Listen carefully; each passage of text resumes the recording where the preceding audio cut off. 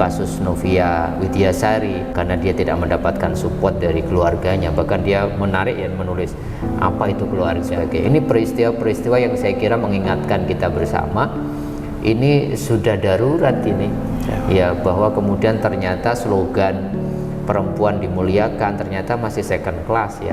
Budaya-budaya kita masih melihat perempuan sebagai objek ya.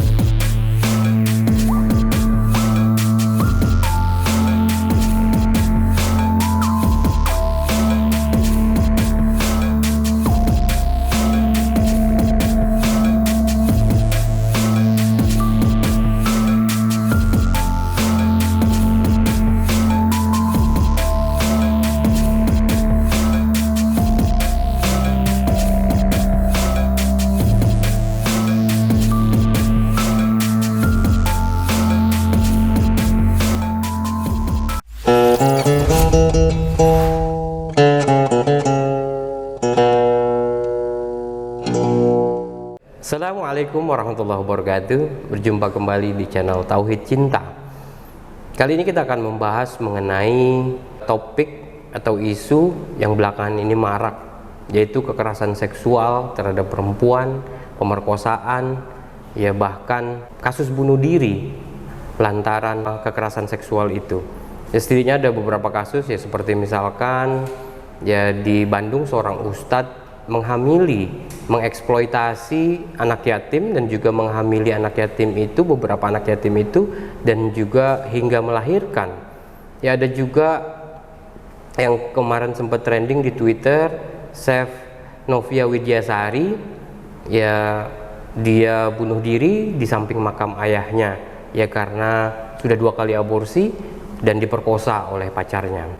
Ada juga misalkan seorang mahasiswi yang mengalami kekerasan seksual oleh dosennya di Unsisri. Nah, kita akan berbincang-bincang dengan Pak Ustadz Mukhlisin Aziz. Beliau adalah dosen di Institut Ilmu Al-Quran dan juga pembina dari Tauhid Cinta. Assalamualaikum Pak Ustadz. Waalaikumsalam warahmatullahi wabarakatuh. Waalaikumsalam. Sehat ya? Alhamdulillah sehat-sehat. Nah, ini fenomena apa sebenarnya Pak Ustadz? Ya kalau kita lihat ini kekerasan seksual kok makin mengerikan ya. Iya. Ya apalagi saya punya anak perempuan gitu, makin ngeri saya jadinya. Menarik ya Mas Rifki, peristiwa-peristiwa yang Mas Rifki sampaikan itu kan sejatinya fenomena gunung es ya, yang itu terjadi hampir di semua lapisan sebenarnya.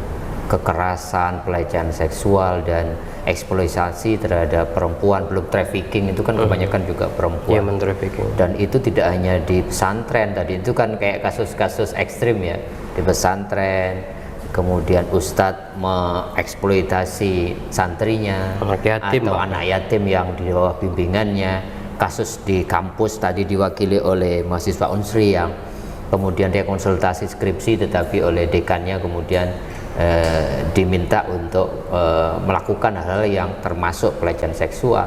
Kasus Novia Widyasari itu kan kasus-kasus juga bagaimana kemudian perempuan dijadikan korban selalu ya, jadi objek ya, ketika kemudian sudah mendapatkan sesuatu dari perempuan bahkan kemudian ditinggal oleh pacarnya sehingga kemudian memutuskan untuk bunuh diri miris ya di samping makam ayahnya karena dia tidak mendapatkan support dari keluarganya, bahkan dia menarik dan menulis apa itu keluarga, ternyata keluarga nggak ada dan sebagainya. Ini peristiwa-peristiwa yang saya kira mengingatkan kita bersama, ini sudah darurat ini ya, bahwa kemudian ternyata slogan perempuan dimuliakan ternyata masih second class ya. Budaya-budaya kita masih melihat perempuan sebagai objek ya, walaupun di banyak tempat sudah mulai ada ya, perempuan diberikan peran-peran sebagai subjek dalam pembangunan, dalam bidang semua hal. Pelecehan seksual di transportasi umum terjadi, pelecehan seksual di lembaga pendidikan terjadi, di lembaga keagamaan terjadi. Jadi memang ini fenomena yang luar biasa. Saya kira ini menjadi memantik kita bersama, terutama tadi Mas Rifki, saya juga semuanya dititipi bidadari semua, anak saya putri semua gitu, sehingga kalau ini tidak menjadi kesadaran bersama Mas Rifki gitu ya dari semua pihak ya, tidak akan kemudian kasus yang 3 ekstrim itu akan berlalu begitu saja. Kalau ini tidak dijadikan momentum untuk membenahi semua apa ya, semua hal yang mampu memproteksi, memberikan perlindungan dan kemudian menempatkan perempuan pada tempatnya lagi. Kalau dari pihak penegakan hukum juga nggak jalan ya, kemudian ruang-ruang pendidikan tidak diberikan regulasi agar ruang-ruang terjadinya pelecehan seksual itu juga nggak muncul. Banyak kasus-kasus di transportasi umum gitu, itu juga harus dipikirkan apakah kemudian ada tempat-tempat khusus untuk perempuan, kalaupun harus bercampur gimana regulasinya dan sebagainya, sehingga kira-kira perempuan nggak harus jadi objek terus dan kemudian yang disalahkan selalu perempuan dan perempuan gitu. Nah, posisi perempuan dalam Islam gimana sih Pak Ustadz? Perempuan dalam Islam Ya, apakah second class gitu? Justru bayangkan Mas Rifki, saya ingin kasih gambaran ya. Sementara teman-teman sekarang feminis itu kan pengen menyamakan dalam tanda petik ya perempuan dengan laki-laki. Bayangkan kalau kita kembali ke 15 abad yang lalu ketika Islam turun di masyarakat Arab yang jahiliyah, perempuan itu tidak punya arti sama sekali. Perempuan disamakan dengan barang. Jadi seperti barang warisan.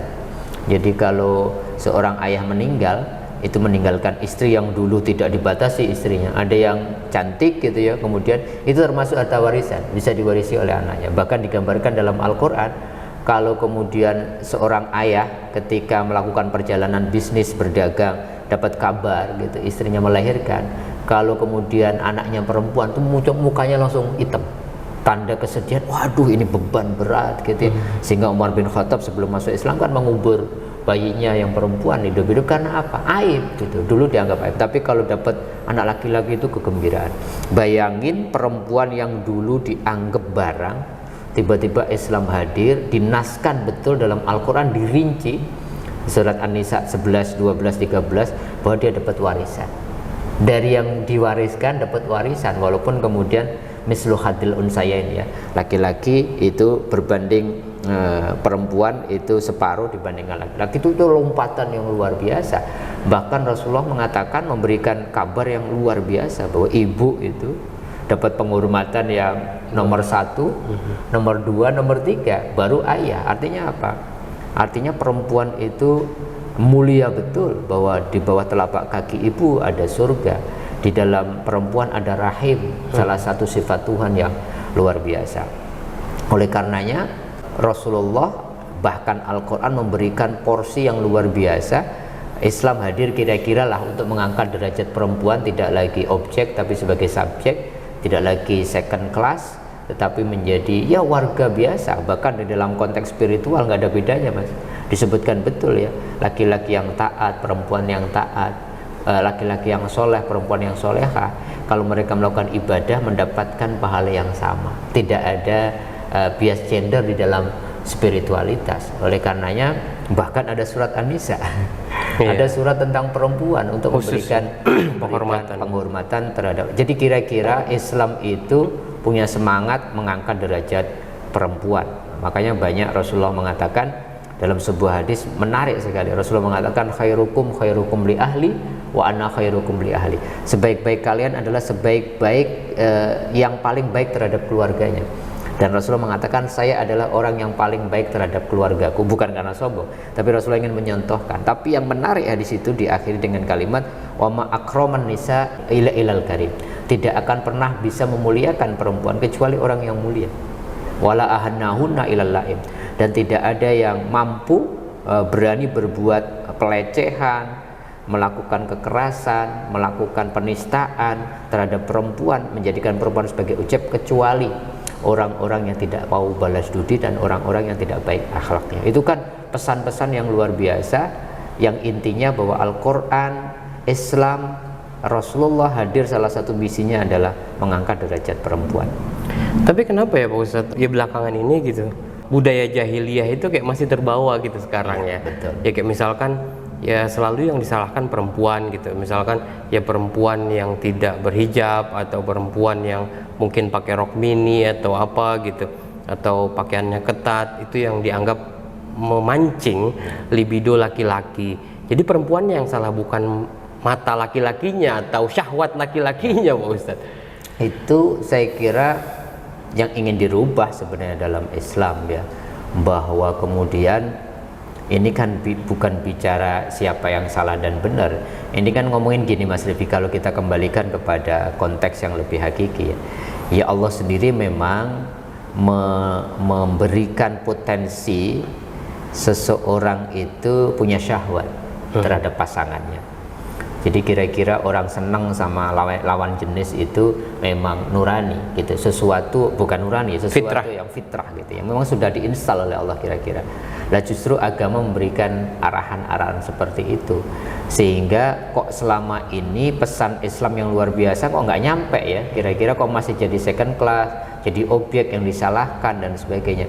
Saya kira mental-mental patriarki itu juga muncul, tafsir-tafsir yang bias patriarkal gitu ya, yang sangat maskulin itu juga masih muncul kan, sehingga di negara-negara Timur Tengah perempuan baru setahun 2 tahun terakhir kan yang diberikan ruang ke ruang-ruang publik ya, bisa nyetir sendiri, bisa ini dan sebagainya. Padahal dulu Rasulullah memberikan ruang yang luar biasa kan, Khadijah, Aisyah itu kan, Aisyah aja luar biasa kan diberikan ruang untuk kemudian mengajar, dia menyampaikan hadis-hadis yang luar biasa. Bahkan Rasulullah memberikan waktu khusus untuk para perempuan di hari tertentu untuk belajar sama Rasulullah. Artinya apa? Ya, Al-Quran memberikan porsi yang pas ya terhadap kedudukan perempuan.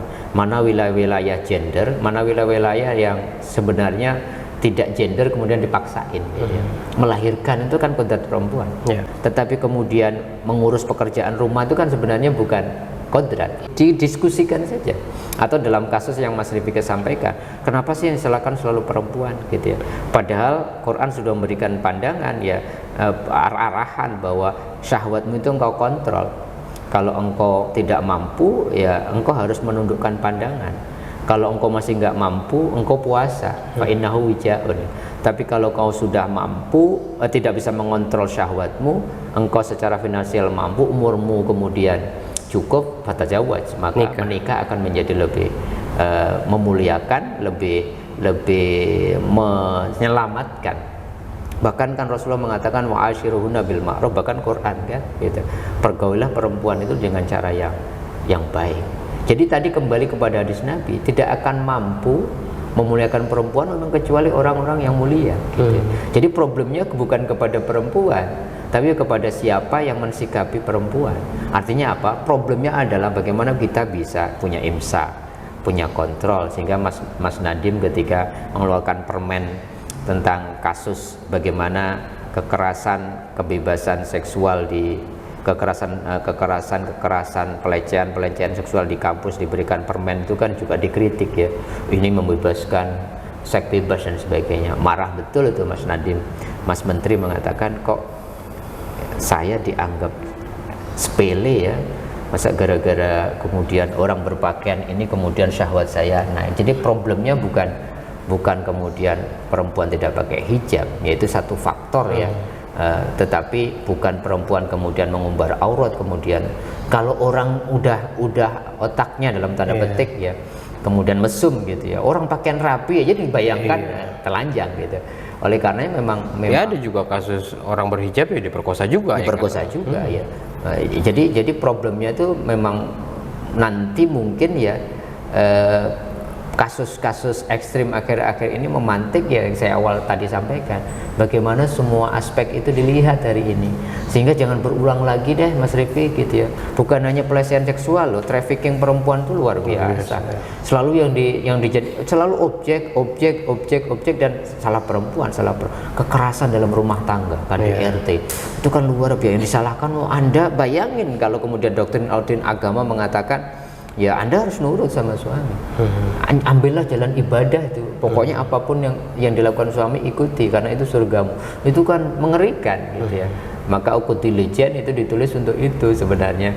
Kalau itu dibaca secara tekstual kan, diberi batasan, diberi apa ya, kayak semacam diberi justifikasi oleh agama. Bayangkan ada satu hadis kalau yang dibaca secara tekstual itu sangat bias gender ya. Seseorang laki-laki yang meminta istrinya untuk melakukan hubungan seksual dan perempuannya kemudian menolak, dia tidak dimurkai, dilaknat oleh malaikat sampai pagi gitu. Apakah kemudian itu nggak dibaca sebaliknya? Nah, dulu ketika membahas hadis itu dosen saya mengatakan ya wajar lah dia murka gitu. Malaikat kan nggak punya nafsu. Coba dia punya nafsu, kalau orang nggak mood itu gimana gitu. Hal-hal kayak gitu itu kan menarik. Beragama itu ya tidak hitam putih seperti itu. Kira-kira begitulah. Oke, jadi ya pentingnya manajemen syahwat mungkin ya. Ya, kalau ini kan ada manajemen kalbu, ini ada manajemen syahwat. Pentingnya imsak saya kira. Maka di situ ada kata-kata puasa itu kan salah satu manajemen syahwat itu puasa. Selain menundukkan pandangan ya. Itu sangat efektif dengan puasa, maka kemudian kita bisa latihan imsak, nafsu kita bisa kita tekan sehingga kita arahkan kepada hal yang lebih positif. Karena memang nafsu itu amaratun bisu, memang senangnya begitu gitu. Jadi kalau dilihat dari kasus-kasus ini kan ya, yang 3 kasus saya sebutkan tadi, itu yang problem ada di laki-lakinya. Iya, kasus Novia Widyasari diperkosa gitu sampai akhirnya aborsi 2 kali. Terus juga mahasiswi di Unsri yang juga mengalami kekerasan seksual oleh dosennya, dan ustadz yang menghamili santri anak yatim itu semua. Nah ini kan sebenarnya problemnya ada di laki-laki. Kalau 3 kasus itu firm udah. Problemnya laki-laki yang tidak bisa mengontrol, belum bisa itu punya manajemen syahwat tadi gitu ya. Sehingga dari dirinya sendiri memang punya niatan, sudah punya penyakit ya. Belum lagi kemudian ditambah satu lagi yaitu kesempatan. Kalau Bang Napi kan selalu ngingetin Mas Rifki ya, kejahatan itu terjadi karena 2. Karena memang niat sang pelaku. Tapi kalau niat nggak ada, tapi kalau kemudian kesempatan ada, itu bisa muncul. Maka memang harus dari banyak sisi ya harus kita lihat. Tapi kalau kasus itu kan semuanya karena syahwat ya. Dan perempuan kemudian dalam kasus mahasiswa Unsri yang mau konsultasi skripsi itu kan pertama-tama disalahkan bahwa dia kemudian disuruh menutupi itu, alah cuman begitu aja. Halah itu yang kemudian laki-laki kemudian ngerasa ya biasalah gitu segala macam, tapi kemudian menjadi viral, di blow up, dan polisi merespon itu, jadi menjadi pembelajaran. Jadi bukan hanya kasus itu yang penting, kasus Novia itu kan juga jadi pembelajaran. Hal kayak gitu kan banyak Mas Rifki ya, gunung es inilah sehingga kemudian kalau ini kita jadikan momentum untuk membenahi seluruh sektor ya, dari sisi nilai-nilai agama, kemudian pembelajaran seksual di rumah tangga. Maksud saya itu bukan ngajarin seks, tapi bagaimana anak-anak itu diajarkan seks itu pada proporsinya, bagaimana nanti dia harus menolak kalau ada temannya mengajak itu. Kalau pendidikan seks dianggap tabu, sehingga anak-anak nanti coba-coba, dia tidak siap kalau ada orang-orang yang punya niatan-niatan jahat. Di sekolah-sekolah saya kira pendidikan seksual itu juga harus diajarkan dengan porsi-porsi yang cocok ya, sesuai dengan tingkatan sekolahnya. Ya, pendidikan seksual kan ya termasuk mengenal organ-organ tubuh, organ-organ reproduksi segala macam. Dan itu yang sampai hari ini dalam banyak kasus, dalam banyak kesempatan masih dianggap tabu ya. Belum nanti masuk ke wilayah penegakan hukum ya. Belum nanti wilayah apakah kemudian pemerintah punya keinginan kuat dan keberpihakan terhadap perempuan ya. Di kantor itu kan banyak sekali pelecehan seksual gitu ya. Termasuk saya katakan tadi, banyak kasus kan ada orang-orang yang di transportasi umum karena kemudian sangat ramai, penuh sesak ya, dia laki-laki itu betul-betul melakukan pelecehan seksual. Oleh kalau ini tidak diberikan atensi dan kemudian keberpihakan di transportasi umum, kan akan terus terjadi gitu. Jadi banyak hal yang saya kira perlu dibenahi selain regulasi, tetapi saya kira pejabatnya juga harus punya keberpihakan terhadap pengangkatan derajat perempuan, sehingga kebijakan-kebijakan yang mereka lakukan gitu mengentaskan perempuan betul gitu. Selama ini kan kenapa perempuan menjadi objek, karena dari sektor ekonomi kan menjadi yang paling rentan, sehingga dengan urusan ekonomi ada orang-orang yang cuma diiming-imingi dengan sesuatu yang sangat miris, kemudian dia mau gitu, dalam tanda petik dipaksa untuk melakukan, menjadi objek kekerasan seksual. Itu kan miris gitu. Nah, kalau saya lihat benang merah dari 3 kasus itu Pak Ustadz, ada intimidasi, ada eksploitasi, dan juga ada teror. Kalau dalam kasus misalkan Novia Widyasari itu ya lampu mati 2 hari gitu, terus juga apa namanya, ya dilempari batu rumahnya gitu, terus juga dari keluarganya gitu, apa namanya, sanksi sosialnya luar biasa lah gitu loh. Ya kalau dalam konteks siapa namanya ustadz yang di Bandung itu, ya dia seorang santri terhadap ustadznya atau kiainya lemah betul kan. Ya mau apa, ini adab terhadap guru gitu, jadi mau diapain aja boleh gitu. Terus dalam kasus itu kan dosen dengan mahasiswinya gitu, dekan jadi ada dekan bahkan ya, ada intimidasi, ada teror, ada tekanan gitu loh. Maksud saya gini Mas Rifki, kenapa perempuan selalu diletakkan pada posisi tidak berdaya gitu ya, terutama secara ekonomi ya. Kalau sudah tidak berdaya secara ekonomi, maka kasus-kasus perempuan pekerja seksual itu kan impitan-impitan ekonomi. Nah, maka kemudian merubah itu, kalau mengangkat derajat perempuan ya harus dirubah. Keberpihakan ekonomi terhadap perempuan, yang itu sektor paling banyak kan sesungguhnya menyumbang ya, UMKM dan sebagainya. Terus kemudian dari sisi regulasi, kalau tidak maka akan itu tadi selalu tidak berdaya. Kalau regulasinya tidak berpihak, hari ini kan rancangan undang-undang kekerasan terhadap perempuan sudah mulai jadikan prioritas ya. Saya punya sahabat-sahabat yang di LSM yang memperjuangkan itu, kemarin diterima di DPR. Kalau legislator itu juga tidak punya keberpihakan lewat regulasi, lewat undang-undang terhadap undang-undang kekerasan terhadap perempuan, ya bagaimana nanti kemudian mengafirmasi kasus-kasus itu? Selalu disalahkan kan perempuan, selalu yang disalahkan perempuan. Sehingga kemudian jangan sampai kemudian kekerasan itu terus terjadi berulang-ulang gara-gara ketidakberdayaan. Lain kasus kan kemudian orang kemudian sudah diberdayakan, memilih jalan itu kan berbeda. Akhirnya kan bukan kekerasan. Kekerasan itu kan selalu pihaknya lemah. Lemah itu repotnya, lemahnya terstruktur. Lemah dilemahkan oleh ekonomi, dilemahkan oleh kebijakan, dilemahkan oleh regulasi, dilemahkan banyak kasus ya. Kasus Unsri bagaimana dia nggak lemah? Dia butuh skripsi selesai gitu. Dan lingkungan sosial juga lingkungan sosialnya kemudian keluar tidak berpihak gitu untuk itu, sehingga jadi dari sisi regulasi dilemahkan, dari sisi ekonomi dilemahkan, dari sisi support sosial juga tidak ada, sehingga kemudian jalan terakhir dia mengakhiri hidupnya kan miris gitu. Gitu.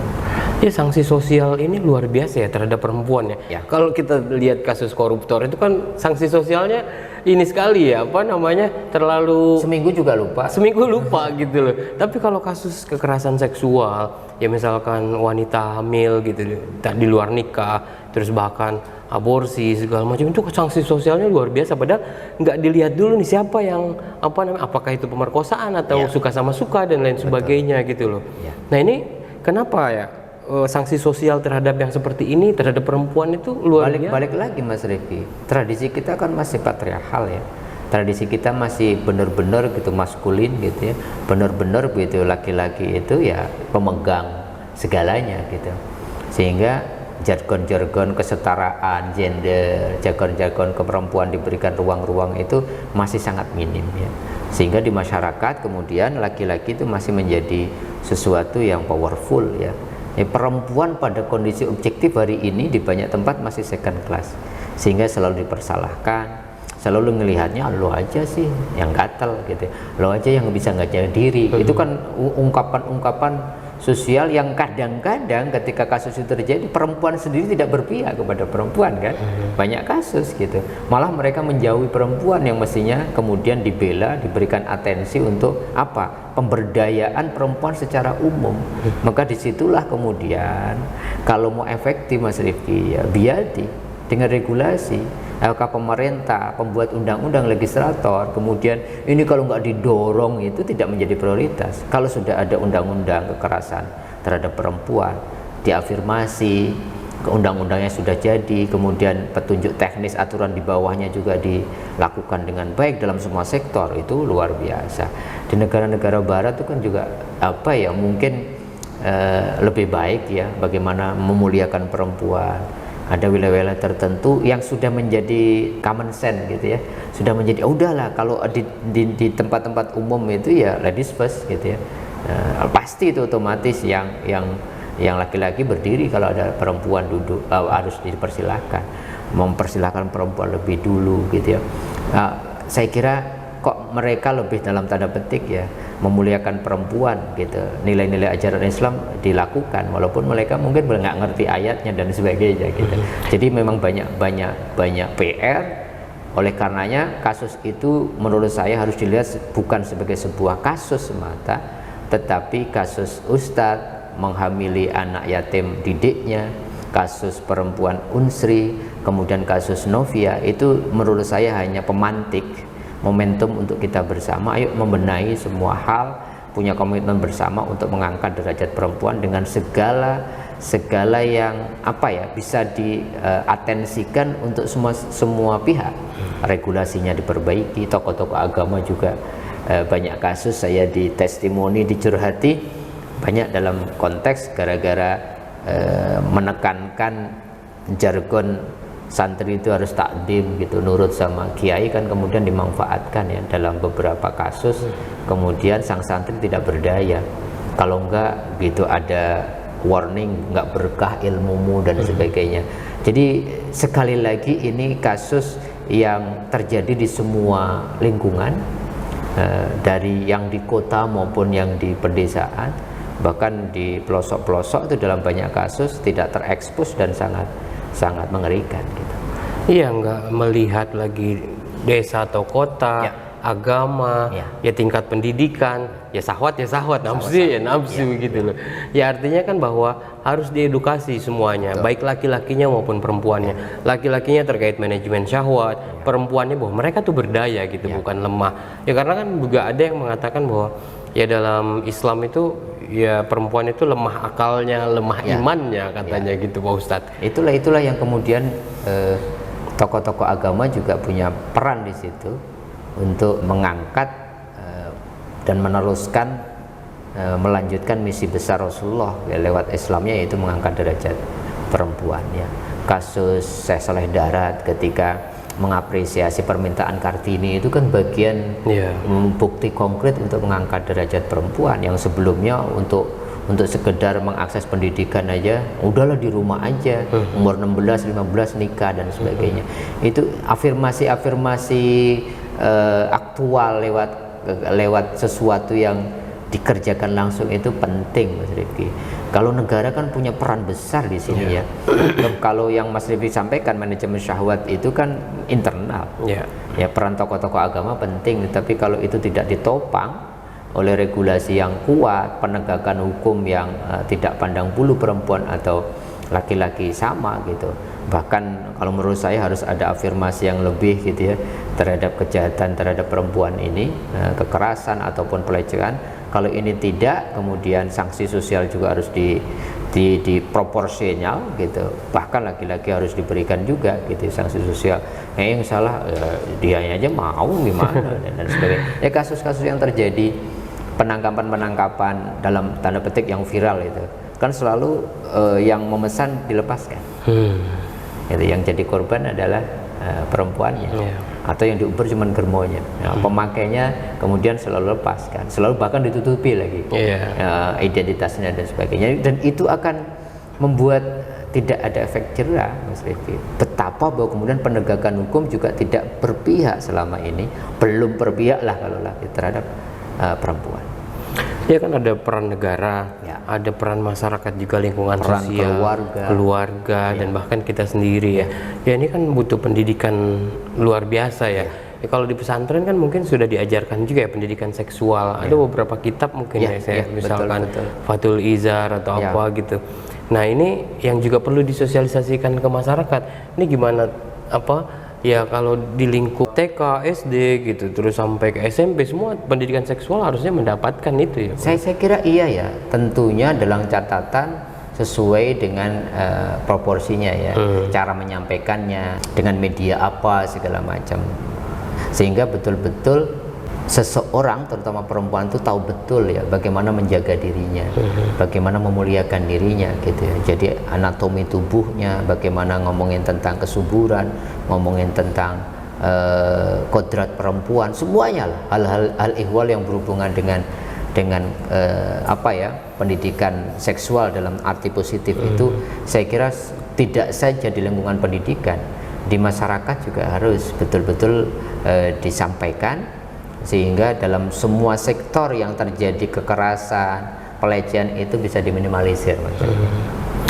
Oke, nah bagaimana ketika misalkan seorang mendapatkan kekerasan seksual, ya apa yang harus dia lakukan, ya perempuan khususnya ya, ya karena kan ada tradisi di antara mereka juga, malu, aib gitu kalau di ini, padahal mereka mengalami kekerasan seksual gitu, ya mereka diperkosa, mereka mengalami kekerasan gitu, tapi mereka sungkan karena itu tadi aib ya.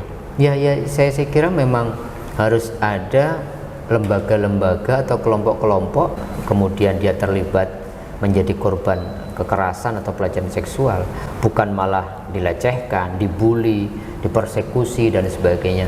Kalau ini tidak ada dorongan dari lingkungannya, orang-orang terdekatnya, orang-orang terkasihnya, termasuk kasus Novia itu, bahkan dia nggak yakin lagi ada keluarga, ternyata keluarganya juga tidak, walaupun ibunya begitu support, tapi kan yang lain kan kemudian keluarga besar tidak mensupport, malah kemudian dijadiin aib, Anda itu aib keluarga dan sebagainya. Itu dari sisi sosial ya, tapi dari sisi penegakan hukum kalau ini tidak dilindungi kan juga susah.